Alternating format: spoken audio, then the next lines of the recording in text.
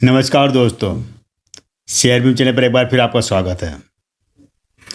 दोस्तों, मेरे व्यूअर ने एक जानकारी मांगी है जेगल प्रीपेड सर्विस के ऊपर कि इसके शेयर में क्या करना चाहिए, इन्वेस्ट करना चाहिए या नहीं। तो इन्वेस्ट करने से पहले हमें जानना ज़रूरी है कि कंपनी करती क्या है। जब तक आपको पता नहीं होगा कि कंपनी क्या काम करती है तो आपका इन्वेस्टमेंट करना ही बेकार है या शेयर की बात करना ही बेकार है। लेकिन इस कंपनी का जो काम ऐसा है कि इसको समझना बड़ा मुश्किल है, लेकिन फिर भी मैंने कोशिश करी इसको समझने की और मैं आपको समझा रहा हूँ, केवल एक बहुत साधारण भाषा में समझा रहा हूँ कि ये कंपनी करती क्या है। यह उन कंपनियों में से नहीं है कि जो सामान बनाकर बाज़ारों में बेचती है या दुकान लगा के बेचती है। वो कंपनी नहीं, ये कंपनी सर्विस देने वाली कंपनी है, सॉफ्टवेयर सर्विस देती है। लेकिन सॉफ्टवेयर सर्विस देना भी एक इसका बिजनेस का मॉडल थोड़ा अलग तरीके का है। ये जो बड़ी बड़ी कंपनियां हैं जिनका प्रोडक्शन होता है वो कंपनियां और ग्राहक, अंतिम जो ग्राहक होता है, ग्राहक के बीच की एक कड़ी बनाते हैं ये जो जेगल प्रीपेड सर्विस है, और यहीं से इनकी कमाई का जरिया होता है। अब मैं आपको पूरा अगर उसी भाषा में समझाऊंगा जिस तरह काम करते हैं तो मुश्किल हो जाएगा, लेकिन मैं आपको एक आसान भाषा में समझा रहा हूँ कि एक एग्जाम्पल के थ्रू आप मान लीजिए कि आपकी कोई कंपनी, आप कोई प्रोडक्ट सामान बनाते हो। आप समझने की कोशिश करेंगे तभी पता लगेगा कि कंपनी करती क्या है। तो आपकी कोई कंपनी है, आप कोई सामान बनाते हो, किसी तरह प्रोडक्ट है आपका, निश्चित है कि उस प्रोडक्ट को अंतिम ग्राहक तक आपको पहुंचाना होता है। आप पहुंचाएंगे कैसे? दो तरीके होते हैं। एक तरीका तो ये होता है कि आप डायरेक्ट कस्टमर से डील करो, जो कि ऑनलाइन के थ्रू।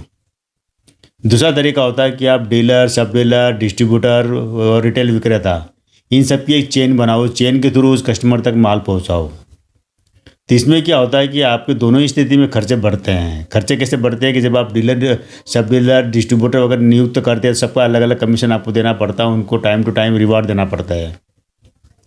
और इसके अलावा क्या होता है कि आपको इस सब चीज़ को मैनेज करने के लिए आपको पास स्टाफ भी रखना पड़ता है, जो कि सबको मैनेज करे, डिस्ट्रीब्यूटर को मैनेज करे, रिटेलर को करे, डीलर को करे, सब डीलर को करे, जितने भी चैनल के लोग सबको मैनेज करे, उनके हिसाब से उनको कमीशन वगैरह देना, वो काम करे। इसके लिए आपको एक बहुत बड़ा स्टाफ रखना पड़ेगा। दूसरा तरीका होता है कि आप ऑनलाइन मतलब सीधे ग्राहक तक अपना माल भिजवाओ। वहाँ भी आपको स्टाफ रखना पड़ेगा, वहाँ भी आपको अपने माल बेचने के लिए, उस तक पहुँचने के लिए कई चैनल का आपको उपयोग करना पड़ेगा। ऐसे में जो खर्चे होते हैं, कंपनी के जो खर्चे होते हैं, इसी खर्चे को कम करने काम करती है ये कंपनी, जिसका नाम है जेगल प्रीपेड।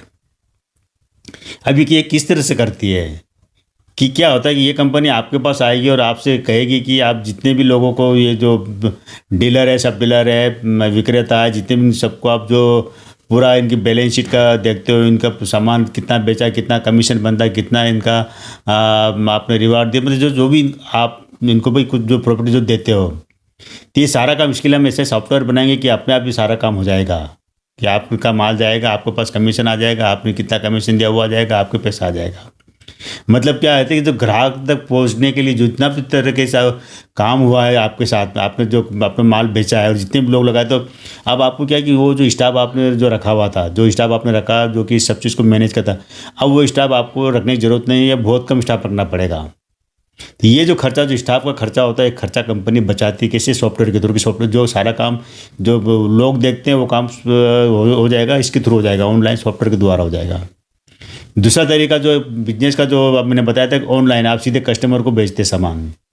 तो आप न तो आप कस्टमर को जानते हैं, न कस्टमर आपको जानता है।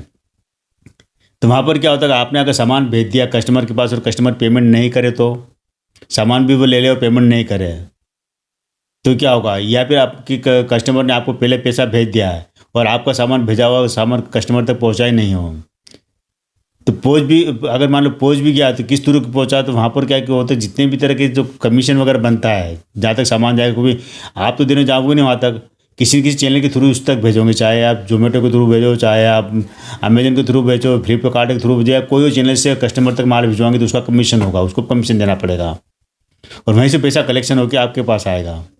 तो वहाँ पर भी आपके खर्चे बढ़ते हैं। तो वहाँ पर क्या होता है कि इस कंपनी ने कुछ क्रेडिट कार्ड या प्रीपेड कार्ड बनाए हैं, जो मतलब प्रीपेड कार्ड है, क्या होता है कि एक बार उसके अंदर पैसा रिचार्ज हो जाएगा, उसके अंदर पैसा आ जाएगा, उस पैसे कार्ड से कस्टमर पेमेंट कर देगा, उस पेमेंट सीधा आपके पास आ जाएगा।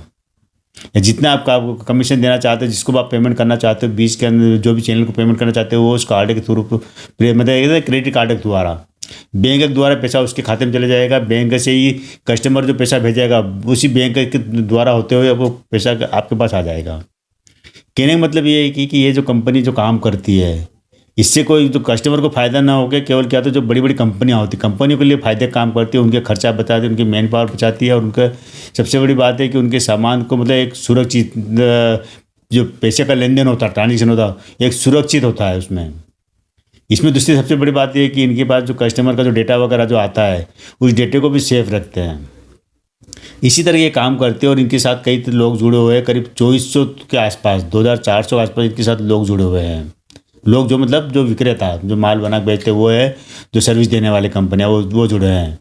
करीब 22 लाख यूज़र है इनके पास, जो कि इनके ऐप का और इनका यूज़ करते हैं, मतलब कस्टमर द्वारा कार्ड, इनके जो प्रीपेड कार्ड है, क्रेडिट कार्ड है वगैरह कई है।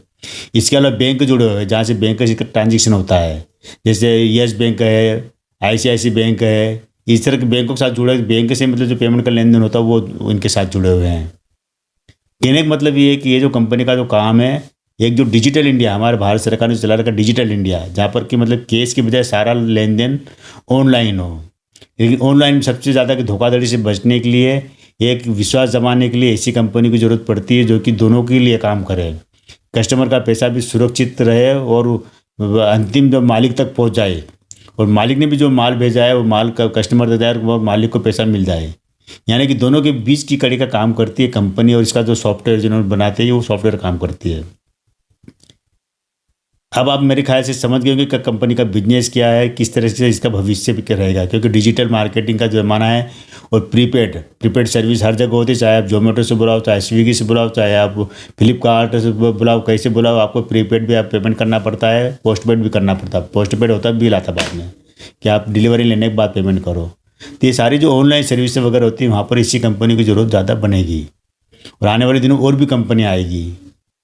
तो ये इसका जो अब हम आ जाते हैं इसकी जो शेयर के ऊपर, मैंने कहा कंपनी का आप समझेंगे तभी आपको पता लगा कि शेयर में इन्वेस्ट करना चाहिए या नहीं है।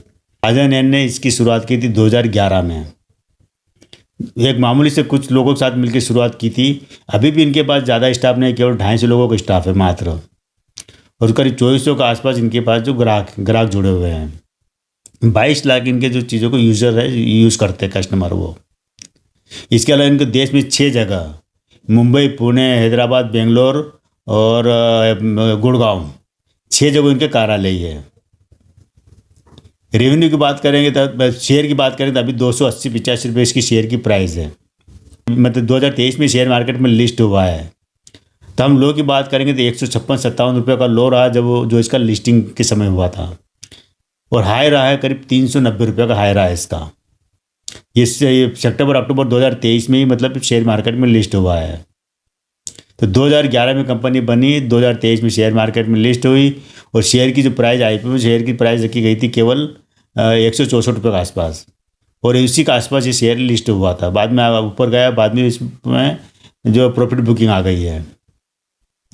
रेवेन्यू की बात करें कंपनी को करीब 200 करोड़ का रेवेन्यू आया है, 199 मतलब करोड़ समथिंग है, 200 करोड़ मान लीजिए, मोटा 200 करोड़ का रेवेन्यू आया है कंपनी को, और 14-15 करोड़ का प्रॉफिट भी कमाया है। पूरे साल का अगर रेवेन्यू देखा जाए तो 553 करोड़ का रेवेन्यू आया है। प्रमोटर के पास होल्डिंग करीब 44% होल्डिंग है, 50% मतलब ठीक ठाक है, अच्छी नहीं कह सकते, ठीक ठाक है होल्डिंग। लेकिन सबसे जो नेगेटिव चीज़ है कंपनी के ऊपर कर्जा, जितना कंपनी का जो मार्केट कैप है 3000 करोड़ का मार्केट कैप, 3200 करोड़ का मार्केट कैप है कंपनी का, उसके मुकाबले करीब 3.5 गुना कर्जा है कंपनी के ऊपर। कंपनी के ऊपर कर्जा ज़बरदस्त है, कंपनी के खर्चे ज़बरदस्त है। कहने का मतलब है कि कंपनी अभी एक धीरे धीरे आगे बढ़ रही है, ज़्यादा पुरानी कंपनी नहीं है। काम जरूर अच्छा है, सर्विस ज़रूर अच्छी है, लेकिन क्या है कि कंपनी की जो कर्जे से बाहर निकलेगी, मार्केट कैप से 3 गुना का कर्जा है कंपनी के ऊपर। तो एक तरह से ये सबसे बड़ा नेगेटिव पॉइंट, ये जरूर आपको देखना है। प्रमोटर होल्डिंग कम है, 44% की प्रमोटर होल्डिंग है केवल।